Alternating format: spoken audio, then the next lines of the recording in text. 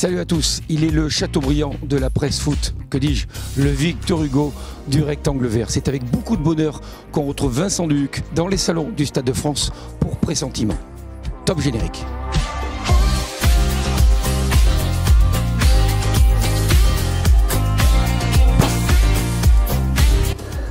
Bonjour Vincent. Bonjour Eric. Merci de nous accueillir quelques minutes dans l'antre du Stade de France. C'est presque ta deuxième maison. Enfin, c'est pas tout à fait chez moi quand même, je suis invité ici.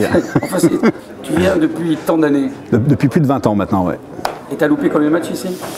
De l'équipe de France, je pense pas en avoir manqué ici. Ouais, si, j'ai manqué France-Islande en 99, le match décisif, parce que j'étais à la Coupe du Monde de rugby en Angleterre. Oui, absolument, pour l'équipe. Ouais. On va voir si tu es fidèle à tes connaissances. Allez. Une question vache à laquelle on espère que tu n'aies pas la réponse. Tu prends celle que tu veux, tu la lis s'il te plaît, tu ne donnes pas la réponse, on fera la première série de questions. Je la lis tout. S'il te plaît. Quelle est la nationalité du sélectionneur du Qatar, vainqueur de la Coupe d'Asie des Nations? Et si tu es balèze, je te demanderai même le nom, mais ça on verra juste après une petite pause. A tout de suite. Vincent, quel est s'il te plaît ton numéro de carte de presse? 50 743, c'est là qu'on voit que je suis vieux. Oui, plus près c'est les zéros, plus âgé. Ah oui, ouais, d'accord. Ça commence à faire. Question qui n'est pas une question piège. Est-ce que tu supportes un club en France et si oui, lequel? Je supporte le club de ma ville, là où j'ai grandi, Bourg-Perona. On est descendu en national la saison dernière et on vit une saison très difficile. Donc je le supporte, mais parfois mal. T'es premier degré là? Ah ouais, absolument, je suis sérieux. Je suis très sérieux. Je suis très sérieux. Question qui l'est tout autant. Est-ce que tu as un mentor? Ou est-ce que c'est un événement précis sportif qui t'a donné envie de faire ce métier?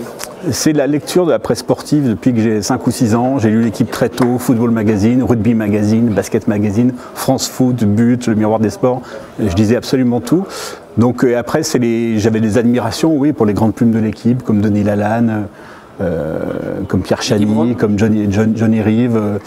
Didier, c'était différent, puis c'est venu plus tard. Et je l'ai connu, j'ai travaillé avec lui. C'est un peu, voilà, c'est un petit peu différent. Combien de temps tu es à l'équipe? Je suis à l'équipe depuis février 1995 et avant j'avais travaillé 15 ans au Progrès. Voilà. C'est ça. Donc on aurait pu penser qu'il y avait des couleurs lyonnaises. Non, parce que d'abord je suis pas lyonnais, je suis bressan en fait. Je suis de Bourg-en-Bresse, c'est là que j'ai commencé au Progrès. J'ai commencé à écrire sur les copains du lycée qui jouaient le dimanche. Voilà, donc c'était une belle jeunesse. Ce qui est bien, c'est que c'est un lien avec la question d'après. Est-ce que tu peux nous raconter ta première fois professionnelle? Le premier papier que tu as fait. Alors je ne sais pas si on peut parler de l'équipe ou du Progrès, mais le premier papier marqué. C'est compliqué parce qu'au Progrès, j'ai commencé par les matchs du dimanche, mais on en faisait 3 ou 4 dans l'après-midi. On allait dans les salles de basket, on recopiait les fiches techniques pour avoir les points. On essayait de tomber sur le bon total, il en manquait toujours 2. On en rajoutait au hasard, comme ça. Il y avait quelqu'un qui a marqué 16 points, en fait c'était que 14. Moi c'est comme ça. Puis on appelait dans les bars le soir pour avoir les comptes rendus des matchs. J'ai fait ça pendant des années, voilà le début. Alors des papiers dont je me souviens, non, c'est compliqué. Je me souviens qu'à l'équipe, le premier papier que j'ai fait, au bout de 3 jours, c'était sur un coup de tête du joueur de Bastia. Moracchini, voilà. J'avais fait un encadré sur son coup de tête, je ne sais pas pourquoi, mais c'était tombé sur moi. Oui, mais je les ai gardés la première année, j'ai gardé à peu près la plupart des papiers. Maintenant, tout se numérise, donc on n'a plus d'archives. Est-ce que tu peux, s'il te plaît, nous citer ta plus grande bourde? Alors toi, c'était la presse écrite, tu peux corriger, mais est-ce que il faut un top 20 ou... Non, je ne peux pas y croire. Non, j'en ai fait. Non, mais si, en presse écrite, j'en ai fait. Ajax et Adjuxpit en quart finale de la Ligue des Champions en 95. Et à l'époque, pas de télé. Le match passait pas à la télé en France. Pas de télé dans la tribune. Et je me suis trompé de buteur. J'ai dit que c'était un coup franc de Danny Blind et c'était un coup franc de Franck Debourg. Et je suis rentré le lendemain et j'ai été détruit pendant 1 semaine. Personne à l'époque, c'était assez courant. Tu aurais pu te planter avec les 2 frères. C'est ça. Mais non, là, je me suis trompé de buteur, mais j'en ai fait bien d'autres. Mais celle-là, ouais, elle m'avait marqué. Ouais. Quel événement sportif vécu t'a ému au point d'en pleurer ou d'avoir une émotion de joie incontrôlée? Quelque chose qui dépasse le cadre d'une logique professionnelle. Alors, il faut que je mette de côté une affaire purement bressane, qui est la victoire de Bourg-Perona en quart finale de la Coupe de France 98. Dont tout le monde se contre Metz, en 8e de finale à Gerland. Metz était leader, avec Song, avec Pires, avec tout le monde, leader de la Ligue 1. Et nous, on était une équipe de nationale, on les a battus 2-0. Je dois la vérité de dire que j'étais debout sur la table de presse comme ça, et je faisais yes. Donc là, je suis un peu sorti de mon rôle, évidemment.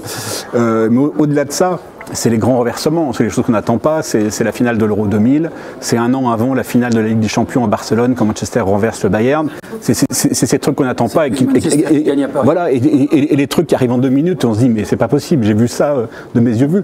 Donc c'est évidemment, encore au-dessus de ça, c'est la victoire de Liverpool à Istanbul en 2005, et je dis pas ça pour toi, bien sûr j'y étais. Bien sûr, j'ai passé la mi-temps à entendre You'll Never Walk Alone en boucle pendant un quart d'heure.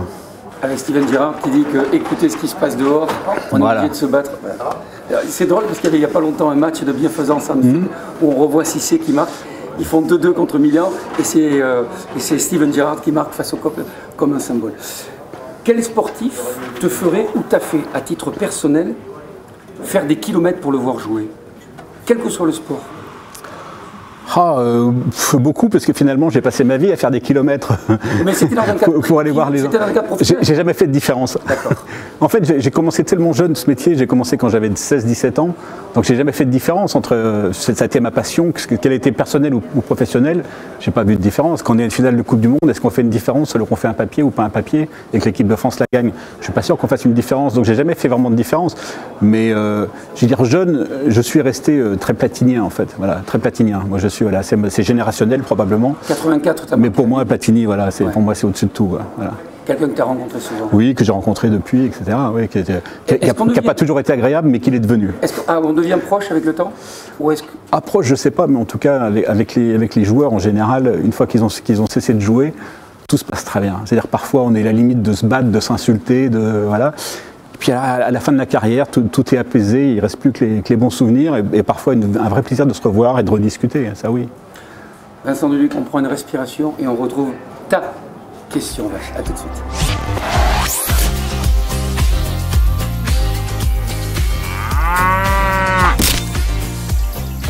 Elle est là, ton enveloppe. Je vous dis bonjour. Ton enveloppe. Vincent, s'il te plaît, avec la question et éventuellement la réponse. Et j'ai un doute en plus. Franchement, je crois que je vais attendre 2 minutes. Quelle est la nationalité du sélectionneur du Qatar, vainqueur de la Coupe d'Asie des Nations? Bon, je dirais brésilien, mais j'en suis pas sûr. Un cousin éloigné. Un portugais. À côté. Il est espagnol. Il est espagnol. C'est Blas ou Brass de mémoire. Ah ouais. Ça te dit quelque chose? Mondialement connu au Qatar. Et on a planté Vincent Deluc, les gars. On a planté. On n'est pas en 2022 encore. J'ai le temps de réviser encore. Je sors les confettis et on se retrouve avec, tiens j'en perds même mon micro, avec la deuxième partie de l'interview de pressentiment de Vincent Deluc du Journal Ligue. Eh bien voilà, Vincent s'est trompé, tant pis, tant mieux, mais il a le sourire, c'est ça qui est bien. Vincent, deuxième partie de questions. Comment tu appréhendes les réseaux sociaux et est-ce que tu es un community manager? Ah non, je fais tout seul, on va dire peut-être malheureusement, mais je fais tout seul. En fait, c'est compliqué. J'aime beaucoup Twitter comme outil d'alerte, comme outil de consultation, comme pour prendre la fièvre ou un peu la mesure des phénomènes. J'aime moins Twitter pour les insultes, les échanges trop violents et la haine. Non, je bloque, je réponds pas en général. De temps en temps. Oui, mais en message personnel, donc ça je réponds. Mais autrement, c'est un peu plus compliqué. J'ai beaucoup de suiveurs et aujourd'hui, on va dire que le phénomène du clubisme, finalement, l'espèce de la partisanerie moderne fait que c'est très compliqué d'avoir un discours, d'avoir un discours mesuré donc l'échange n'est pas toujours passionnant.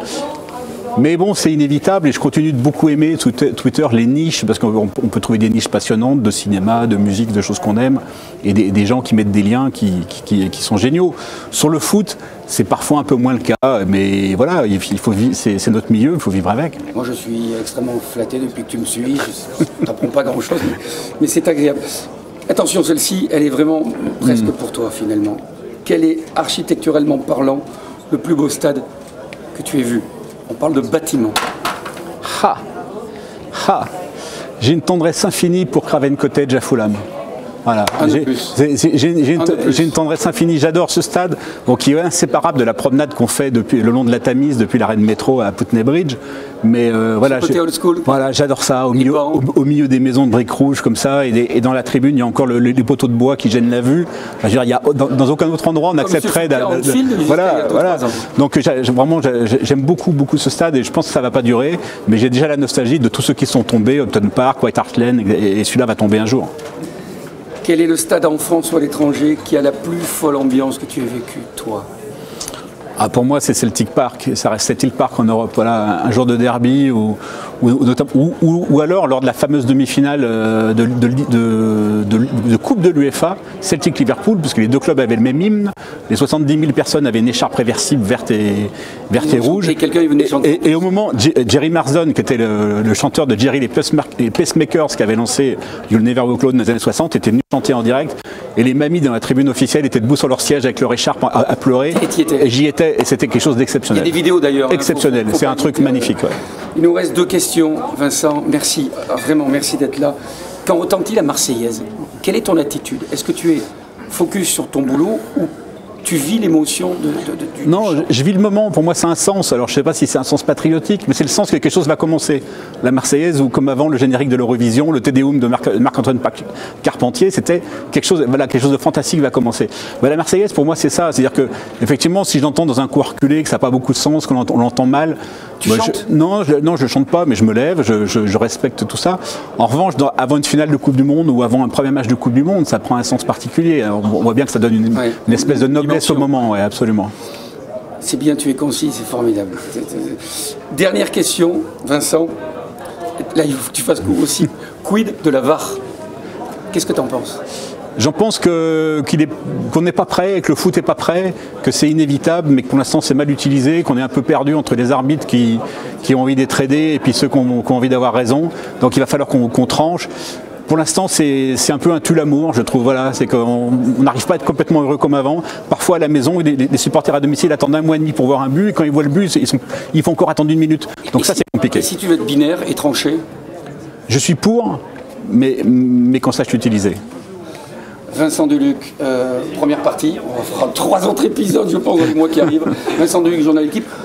Demain, papier de Vincent Deluc? Absolument. Tous les jours, parce que là, on va diffuser au mois de février. Pas tous les jours, mais de temps en temps, oui, le plus souvent possible. Et puis bien sûr, l'équipe du soir, à partir de 22h30 avec Olivier Ménard, que l'on salue. Absolument. Merci Eric, beaucoup, c'était gentil. Merci beaucoup.